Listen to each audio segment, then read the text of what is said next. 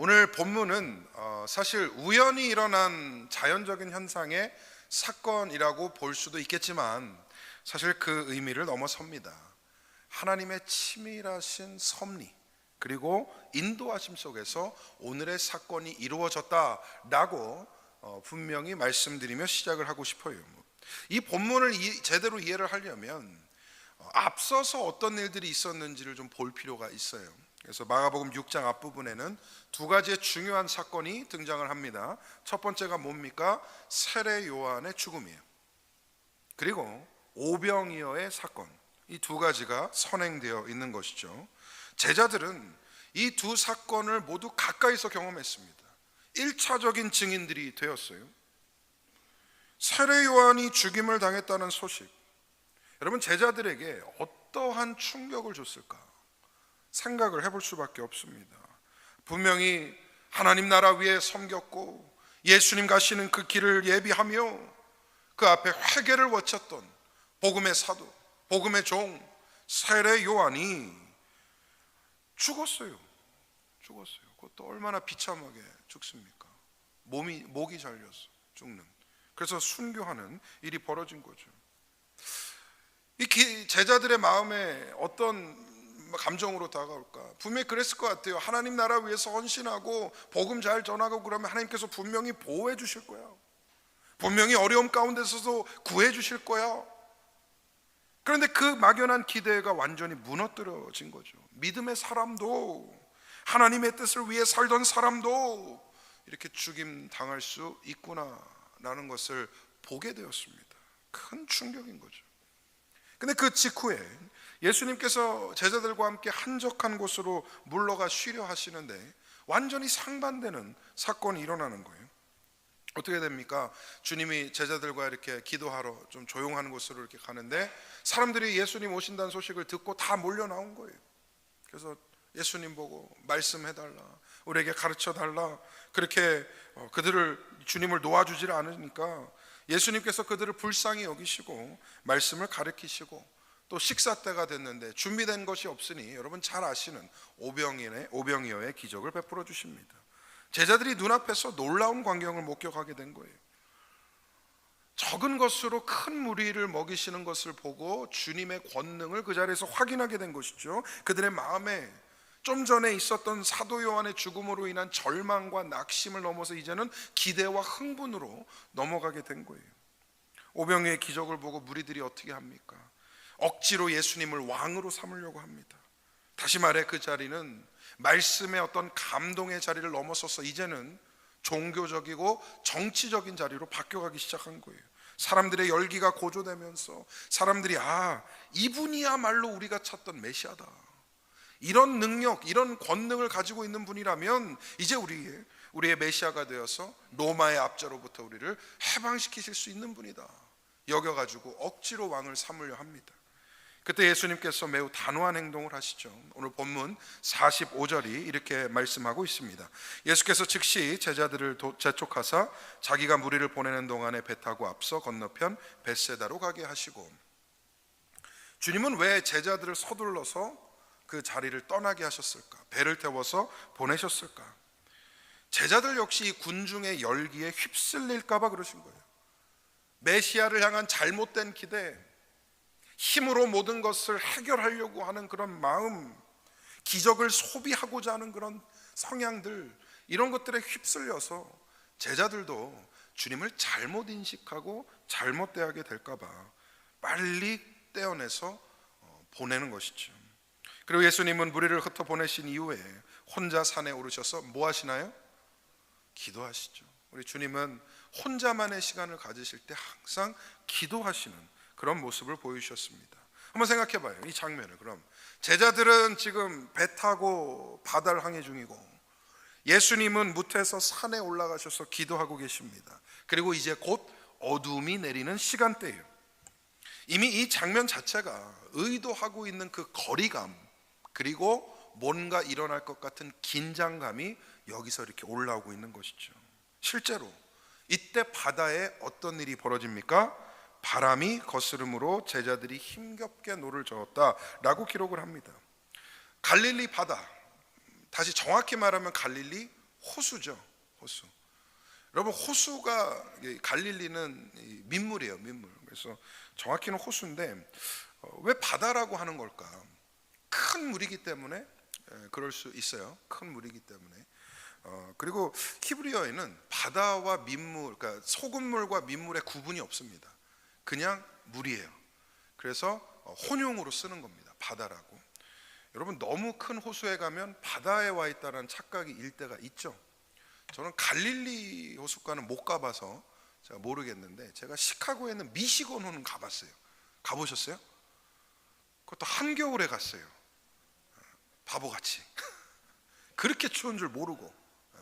왜 바람의 도시라 그러는지 알겠더라고요. 왜 윈디시티라고 그러는지 알겠더라고요. 갔는데 어마어마한 거예요. 막 파도가 막 몰려오고 내가 마치 해변가에 서 있는 것 같은 착각이 벌어지더라고요. 아마 그래서 갈릴리 바다라고 표현하지 않을까 생각을 또 해봅니다. 근데 여기는 지형적으로 갑작스러운 돌풍이 자주 일어나는 곳이에요. 그런데 오늘 말씀이 가지고 있는 중요성은 뭐냐? 오늘 우리가 만난 이 풍랑의 장면은 단순히 자연현상의 의미를 뛰어넘는다는 것이죠. 왜 그렇습니까? 한번 물어볼게요. 예수님께서 제자들을 보내실 때 풍랑이 올 줄 알고 계셨어요? 모르고 계셨어요? 모르겠어요? 아니, 예수님이 미리 아셨을까 모르셨을까요? 당연히 아셨죠. 예수님인데 모르시는 게 없으신 분인데 당연히 아셨죠. 제자들을 보내실 때에 이미 밤이 올 것을 아셨습니까? 모르셨습니까? 아셨어요. 바다가 어떻게 변할지 다 아셨던 것이죠. 다시 말해, 이 사건은 우연히 일어난 일이 아니에요. 예수님의 통제 아래서 이루어진 섭리의 사건입니다. 제자들은 순종하여 배에 올랐고 그 순종의 여정 가운데서 풍랑을 만나게 됐어요. 이 풍랑은 불순종의 결과가 아니라 오히려 순종의 결과였던 것입니다. 이 배경을 이해하게 되면 이제 본문을 우리는 좀 다른 시각으로 볼 수 있게 됩니다. 이 사건은 믿음이 부족해서 야단 맞은 제자들 이야기가 아닙니다. 오히려 주님이 의도적으로 제자들을 깊은 자리로 이끄시는 장면이에요. 그곳에서 제자들은 자신의 한계를 경험하고 풍랑과 파도보다 크신 주님을 만나게 될 것입니다. 오늘 말씀을 통해 우리에게도 중요한 질문을 던져주십니다. 말씀에 순종한 이후에 찾아오는 풍랑을 우리는 어떻게 해석해야 하는가? 어떻게 바라봐야 하는가? 이제 본문을 통해 말씀 따라도 풍랑은 닥친다라는 이 고난의 의미와 그 고난 한가운데서 우리가 주님을 어떻게 붙들어야 할지 함께 묵상해 보기를 원합니다. 첫 번째로 생각해 볼 것은 말씀 따라도 고난은 닥친다는 거예요. 본문에서 예수님께서 제자들을 재촉하사 배에 태워 보내셨다고 기록을 합니다. 자, 자발적으로 탄 겁니까? 시켜서 탄 겁니까? 예수님께서 재촉해서 제자들을 배에 태워 보내셨어요. 제자들은 자발적으로 탄 겁니까? 주님이 시켜서 탄 겁니까? 후자죠. 후자예요. 시켜서 탔어요. 주님의 명령에 따른 그 순종의 여정이었습니다. 이 배를 타고 가는 과정이. 다시 말해 이 풍랑은 불순종의 결과로 얻는 그런 현상이 아니었어요. 절대 그들의 어떤 믿음이 약해서 벌어진 일도 아니었습니다. 더군다나 그들이 뭘 잘못해서 벌받는 의미로 받는 풍랑도 아니었어요. 말씀에 순종한 결과였습니다. 우리가 흔히 고난을 이렇게 해석하는 경향들이 있습니다. 내가 뭘 잘못했구나. 내가 하나님을 화나게 했구나. 내가 뭔가 죄를 지었구나. 하나님과 멀어졌구나. 이렇게 생각할 수 있다는 것이죠. 근데 여러분, 성경이 그리 단순하지가 않습니다. 성경 속에 수많은 인물들이 가장 하나님의 뜻과 가깝고 하나님과 동행할 때에 오히려 가장 큰 고난을 당했어요. 요셉이 형제들에게 미움받을 이유가 없었습니다. 뭘 잘못한 게 없어요. 그런데도 불구하고 구덩이로 떨어지죠. 그리고 애굽의 노예로 팔려갑니다. 다니엘이 타협하지 않았고 우상 숭배하지 않았고 오직 하나님만 경배하며 하나님께만 기도했더니 사자굴에 던져지게 됐어요. 사도 바울이 오직 복음 전하고 예수 그리스도의 이름만 선포하며 그렇게 선교 활동하고 복음 활동했더니 매맞고 감옥에 갇히고 심지어는 죽임까지 당하게 되었습니다.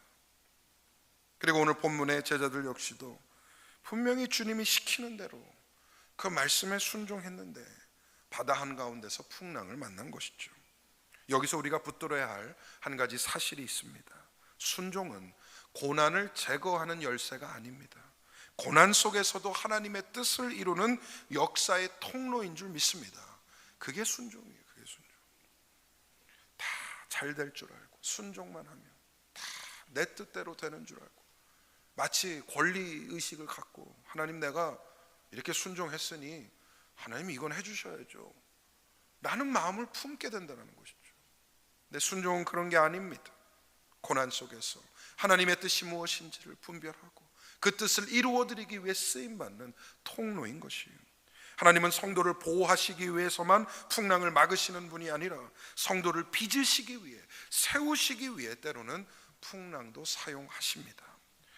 풍랑이 우리의 신앙을 부정하는 증거가 아닙니다. 오히려 우리의 신앙이 실제로 연단되고 있다는 증거예요. 왜 그렇습니까? 평탄한 바다에서는 믿음이 자라지가 않아요. 노를 젓지 않아도 되는 상황에서는 순종의 깊이가 보여지지 않는 것입니다. 하나님이 때로 성도를 깊은 물가로 이끄시고 말씀에 의지하여 주님께만 의지할 수 있도록 살아가게 하는 훈련을 하고 계십니다. 풍랑 한가운데서 우리의 생각이 바뀌어야 합니다. 내가 꼭 뭘 잘못하고 있는가? 여기서 내가 하나님 앞에 망하게 되는 건가? 라는 부정적인 생각이 아니라 주님이 이루고자 하시는 것이 무엇인지를 분별하고 찾을 수 있는 은혜가 있기를 소망합니다. 2026년 한 해를 이제 살면서 벌써 한 달이 지나가요, 여러분. 오늘이 1월 마지막 주일입니다. 다음 주면 2월이 시작하고요. 분명히 송구영신 예배 드린 게 엊그제 같은데 벌써 한 달이 이렇게 지나가는 것 같아요. 한 해를 구상하면서 저는 여러분이 이랬으면 좋겠어요. 삶의 폭풍우가 몰아칠 때 주님이 나를 여전히 돌보고 계시고 나를 여전히 케어하시고 나의 성장을 이루고자 원하신다라는 그 믿음을 붙잡으시기를 바랍니다. 그리고 이해할 수 있어야 돼요. 주님 뜻대로 살아도 그런 인생도 고난을 겪게 되는구나. 그리고 이 고난이 나에겐 저주가 아니요 하나님의 은혜의 통로이구나. 이 믿음이 우리의 마음을 한 차원 더 깊게 할 것이고 주님과 가깝게 동행하게 할 줄 믿습니다. 이런 신앙에 승리하시기를 간절히 소망합니다. 두 번째로 주님은 바라보고 계십니다. 본문 48절에 중요한 말씀이죠. 바람이 거스름으로 제자들이 힘겹게 노젓는 것을 어떻게 하시고? 보시고. 근데 이해가 됩니까? 분명히 예수님은 육지에 계세요. 산 위에 계세요. 그리고 제자들은 바다 한가운데 있습니다. 배 위에 있습니다. 이 거리감, 그리고 지금 시간이 어떻죠? 밝은 대낮인가요? 어두운 밤이에요. 그럼 여기서 이해가 안 되는 거죠. 어떻게 주님이 보셨을까? 이 제자들을. 그 고민을 막 이제 혼자 해보고 있었는데 옛날에 TV에서 봤던 여러분 600만 물의 사나이라는 드라마를 아십니까? 그걸 안다면 여러분은 옛날 사람. 제가 아주 어렸을 때 TV에서 해줬던 외화 시리즈였는데 거기 보면 그런 장면이 나와요. 저 멀리 보이지도 않는 곳에서 일어나는 일인데 600만 불의 사나이가 집중을 하면 갑자기 띠디디디디 하면서 눈에 딱 보이기 시작하는 거죠. 혹시 예수님이 그렇게 보셨을까? 아니면 이것은 영적인 어떤 해석일까? 주님이 영적으로 그들을 보셨고 그들을 감찰하고 계셨다라는 걸까? 알 수는 없어요. 주님이 어떻게 보셨는지. 근데 중요한 건 뭡니까? 분명히 주님이 보셨다라는 거예요. 보고 계셨다는 거죠. 여기서 보신다라는 표현은 단순한 시각적인 인지를 얘기하는 것이 아니라 그걸 넘어서 이 표현은 그들의 상태를 정확히 파악하고 그 과정을 주권적으로 감찰하고 계신다. 그게 주님의 보셨다라는 표현이에요.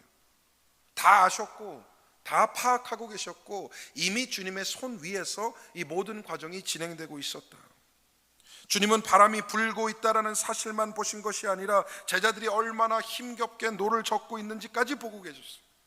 그들의 바닥난 체력, 그들의 절망하는 마음, 앞으로 나아가야 되는데 나가지 못하는 그 낙심까지 다 아셨던 것입니다. 그리고 주님의 진정한 관심은 풍랑에 있지 아니하였고 주님의 관심은 제자들에게 있으셨어요.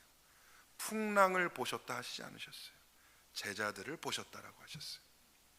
성도의 가장 큰 오해 중 하나가 그건 것 같아요. 지금 이 상황에 하나님이 나에게 관심이라도 있으신 건가? 일이 너무 안 풀리고 고통스럽고 그러면 그런 생각하는 거죠. 주님이 나를 잊어버리신 것 아닌가? 주님이 나에게 등을 돌리신 것 아닌가? 그러나 본문이 단호하게 말합니다. 주님은 저와 여러분을 보고 계신 줄 믿습니다. 얼마나 힘겹게 노를 젓고 있는지, 바람이 얼마나 거센지, 밤이 얼마나 긴지 다 알고 계셨어요. 주님은 무관심한 관찰자가 아니라 정확한 때를 아시고 역사하시는 주권자이십니다. 자, 그러면 주님은 왜 풍랑이 시작하자마자 즉시 배에 오르지 않으셨을까? 아니, 그 전에 풍랑이 시작되자마자 그것을 잠재우지 않으셨을까? 아니, 그보다 전에 풍랑이 일 것을 아시면서 왜 제자들을 보내셨을까? 뭐 이런 꼬리에 꼬리를 무는 질문들을 하게 되더라고요. 저도 성경이 그 어떠한 설명도 주지 않습니다. 한 가지만 분명해요. 주님은 지켜보시면서 제자들의 믿음이 어디를 향하고 있는지를 보고 계셨다는 것이죠. 우리는 즉각적인 개입을 원합니다. 그런데 하나님은 종종 성숙에 필요한 그 시간을 허용하십니다. 풍랑의 밤이 길어질수록 제자들은 자신들의 한계를 느끼게 됐을 것 같아요. 여러분, 이 제자들의 직종이 뭐였습니까? 뭐 하던 사람들이에요? 대부분이 어부들이에요. 이들은 프로페셔널들입니다. 바다에서 이들보다 더 잘할 수 있는 사람들이 없어요. 근데 희한하게도 성경에 보면 바다에서 겪는 어려움들에 제자들은 아무것도 하지 못해요. 아무것도. 아니, 평생을 배를 타고 고기를 잡았을 사람들인데 아무것도 하지 못해요. 그들의 어떤 경험, 그들이 가지고 있던 지식, 체력, 함께 힘 모아서 헤쳐나가려 했던 그 협력의 의지마저도 아무런 대답이 되지 못하는 그 절박한 순간에 다다르게 된 것이고요. 그리고 그 순간에 온전히 주님을 의지하게 된 것입니다. 사랑하는 성도 여러분, 혹시 지금 왜 이렇게 오래 걸리는 걸까? 왜 이렇게 더딘 걸까? 언제까지 내가 버텨야 하는가? 내가 버틸 수는 있는 것인가? 라고 느껴지는 풍랑 한가운데 계십니까? 그때 반드시 기억하시기 바랍니다. 주님은 보지 못하고 계신 것이 아니라 이미 바라보고 계십니다. 그리고 역사하고 계시고 준비하고 계십니다. 주님의 침묵은 방관이 아니라 준비인 것이죠. 우리에게는 침묵처럼 느껴지지만 실제로 주님의 섭리와 역사는 이미 진행되고 있습니다. 저는 우리 성도님들이 올 한 해 인내를 배우시기를 소망합니다. 할렐루야. 인내가 가지고 있는 가치가 있어요. 인내는 수동적인 태도가 아니에요. 가만히 있으면서 어떻게 되나 보자, 버텨보자, 이런 수동적인 태도를 얘기하는 게 아닙니다. 하나님의 때를 헤아리고 가장 선한 타이밍을 기다리는 능동적인 능력이에요. 오히려 따라서 합니다. 인내는 능력이다. 진짜 맞아요. 왜냐하면 여러분, 인내 못하는 사람을 보면 확실해요. 단 한순간도 못 참는 사람을 보면 확실합니다. 그 능력이 없는 거죠. 그래서 이 인내의 능력이 우리 가운데 있어야 돼요. 그 때를 기다리고 그 때가 임할 때 하나님의 역사가 이루어지는. 여러분, 제가 자주 하는 말 있지 않습니까? 기도는 길 수 있습니다. 그런데 응답은 순간이에요. 순간. 1년 기도했고 5년 기도했고 10년 기도한 그 기도의 제목이 왜 이리 더딘가? 그동안 흘렸던 내 눈물, 내 간구, 하나님 앞에 찢었던 내 가슴, 언젠간 이루어지겠지, 언젠간 주님께서 허락하시겠지 하면서 막연했던 그 마음, 긴 기도의 과정처럼 느껴지지만 응답이 순간적으로 임하게 되면 어떻게 되느냐? 그 모든 과정과 시간을 다 잊어버리게 되더라고요. 믿으십니까? 어떻게 비교를 하고 설명을 해볼까 생각을 하다가 예전에 첫 아이를 낳는 출산의 과정을 한번 생각을 해봤어요. 임신을 해서 참 기쁘고 행복하고 그런 순간들이 지나면서 이제 엄마는 어떻습니까? 9달 동안 배가 불러오면서 불편한 게 한두 가지가 아니죠. 저는 이게 좀 부담스럽고 불편한 상태인 줄 알았는데 옆에서 보니까 아니더라고요. 고통스러운 기간이더라고요. 엄마들 기억나세요? 옛날 다 잊어버렸어요? 그 힘듦, 그 아픔을 참아내고 키워내서 드디어 이제 출산일이 됐어요. 병원에 가서 아이를 낳는 그 과정도요, 정말 잊어버리고 싶어요. 사실은 무섭더라고. 그 얼마나 아파하는지, 얼마나 안쓰러운지. 제가 새삼 설교 준비하면서 우리 집사람에 대한 애틋함을 느끼게 되었습니다. 그래서 제가 신기한 걸 봤어요. 신기한 거. 애가 딱 나와서 엄마 품에 딱 안겨주는데 얼굴이 싹 바뀌는 거야. 아파하다가 애를 딱 안는데 환하게 웃는 거예요. 그러면서 그동안의 과정, 그동안의 아픔, 이걸 싹 다 잊어버리더라고. 그리고 잊어버리니까 둘째까지 낳더라고. 여러분, 하나님께서 우리에게 기도 가운데 주시는 것은 무엇이냐? 하나님의 축복의 선물의 씨앗이에요. 그걸 우리가 우리 안에 품는 겁니다. 그걸 놓고 기도해요. 그걸 키워내요. 그리고 그게 장성하였을 때, 때가 이르렀을 때 마치 출산하는 마음으로 그 응답을 받게 되는 것이죠. 그 응답이 세상으로 나올 때, 현실 가운데로 나올 때, 여러분, 그 뒤에 있었던 아픔, 눈물, 나의 어떤 낙심, 절망, 이런 것들은 다 사라지게 되는 것이죠. 인내하세요. 할렐루야. 그리고 기도하시기를 바랍니다. 하나님의 때가 있을 때 완전히 이루어 주시고 그 전에 있었던 어려움들을 다 잊게 하실 것입니다. 제가 장담하는데 제자들 풍랑 다 잊어버렸어요. 시간 지나서 주님의 능력만을 기억하게 됐던 것이죠. 할렐루야. 마지막 세 번째로, 주님이 배에 오르시면 바람이 그칩니다. 본문의 절정은 주님께서 물 위로 걸어오셔서 제자들의 배에 오르시는 장면이에요. 주님이 배에 오르시니까 어떤 일이 벌어집니까? 우리 51절 말씀 함께 읽어보겠습니다. 시작. 배에 올라 그들에게 가시니 바람이 그치는지라 제자들이 마음에 심히 놀라니. 아멘. 여기서 중요한 것은 바람이 아니라 주님의 임재입니다. 바람이 그쳐야 주님이 오시는 것이 아니라 주님이 오시니 바람이 그치는 거예요. 문제의 해결은 상황의 변화에서 시작되는 것이 아니에요. 주님의 임재로부터 시작되는 것입니다. 흥미로운 점이 하나 있죠. 제자들이 처음에 예수님이 물 위를 걸어오시는 걸 보고 다행이다, 우리 주님이 오셨다, 감사하다, 우리 예수님이 오셨다라고 했어요? 어떻게 했어요? 귀신이다. 제가 우리 제자들을 이해합니다. 제가 우리 제자들을 이해해요. 나 같아도 그랬을 것 같아요. 근데 여러분, 이 상황을 한번 생각해 봐요. 바람이 불고 배가 뒤집힐 것 같고 열심히 노를 짓는데 움직여지도 않고 이제 곧 죽을 수도 있겠다라는 그 위기 상황에 옆을 봤더니 귀신이 지나가고 있는 거예요. 그럼 이들의 마음이 어땠을까? 상상을 해보는 것이죠. 예수님을 보고 유령이라고 그럼 고백을 하면서 더 두려워했습니다. 근데 여러분, 이 장면이 우리에게 말씀하는 바가 있어요. 인생의 풍랑 속에서 인간의 시야가 얼마나 왜곡될 수 있는지를 보여주고 있어요. 여러분, 한번 생각해 봐요. 어려움을 겪고 큰 낙심 가운데 빠진 사람은 있는 그대로를 보지 못합니다. 있는 그대로를 듣지를 못해요. 긴 것도 아니라고 하고요, 아닌 것도 긴 거라 합니다. 우리의 시각이 그렇게 왜곡되기 때문이죠. 고난이 깊어질수록 우리는 하나님의 일하심을 오해하고 하나님을 바라보는 우리의 시선이 왜곡될 수 있다는 것이죠. 그런데 선하시고 또 선하신 주님은 그 오해와 왜곡을 꾸짖지 아니하시고 뭐라고 그러십니까? 안심하라, 내니 두려워 말라. 할렐루야. 단순한 위로가 아니에요. 이것은 정체성의 선언입니다. 내니 내가 누구냐? 내가 누군지를 기억해라. 좀 전까지 내가 오병이어로 5,000명을 먹었던 그 전능자니라. 내가 너희를 택하고 너희를 창조하고 내가 너희를 세상 가운데로 부른 창조주이니라. 내니 두려워 말라.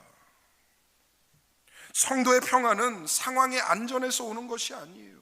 누가 나와 함께 있느냐에서 오는 것입니다. 주님이 배에 오르시니까 어떻게 돼요? 풍랑이 끝나죠. 제자들은 이전과는 다른 사람들이 됐을 겁니다. 그들은 바람도 경험했고 죽음에 가까운 위험도 경험했고, 그 동시에 바람을 잠재우시고 물 위를 걸으시는 주님의 권능도 경험했던 것이죠. 만약 풍랑이 없었다면 물 위를 걸어오시는 주님도 못 만났을 것이고, 어려움이 없었다면 바람을 잠재우시는 그 주님도 경험하지 못했을 것입니다. 여러분이 믿고 계시는 그 예수님은 누구십니까? 인생의 고난 가운데 나를 모른 채 하시고 아무것도 하실 수 없는 그런 무능력한 존재입니까? 아니잖아요. 주님 앞에 불가능한 일 없으며 안 되는 일 없는 줄 믿습니다. 우리가 믿고 의지하는 주님은 풍랑을 잠잠케 하시며 우리의 안위를 지키시는 위대한 전능자이심을 믿습니다. 주님이 내 인생의 배 위에 오르시면 그걸로 충분한 거예요. 나와 한 배를 타신 주님이 나를 지키시고 나를 인도하시면 그걸로 된 겁니다. 여러분, 그게 우리의 신앙 아닙니까? 바람 불 수 있어요. 풍랑일 수 있어요. 파도가 덮쳐올 수 있습니다. 그러나 주님이 나와 한 배를 타고 계신다면 나는 걱정하지 않아요. 그게 우리의 신앙인데, 여러분 왜 오늘도 걱정하십니까? 왜 오늘도 의심하십니까? 오늘 본문의 제자들과 같이 왜 여러분 두려워하십니까? 주님과 한 배만 타면 됩니다. 주님과 한 배 타시기를 바랍니다. 예수님과 함께하는 삶, 저와 여러분이 누릴 수 있는 가장 안전하고 가장 편안한 길인 것이죠. 주님이 여러분의 인생의 배 위로 올라오실 수 있도록 초대하시기를 소망합니다. 이제 말씀을 맺겠습니다. 신앙생활의 풍랑은 우리가 피해야 할 저주가 아니에요. 때로는 그것이 하나님께서 우리를 더 깊은 믿음으로 인도하시는 은혜의 도구가 됩니다. 폭풍우가 우리를 무너뜨리기 위해 오는 것이 아니라 우리 안에 헛된 확신을 깨뜨리고 참된 의지의 태상을 바로 볼 수 있도록 우리에게 찾아온다는 것이에요. 오늘 말씀이 우리에게 분명한 도전을 주고 있습니다.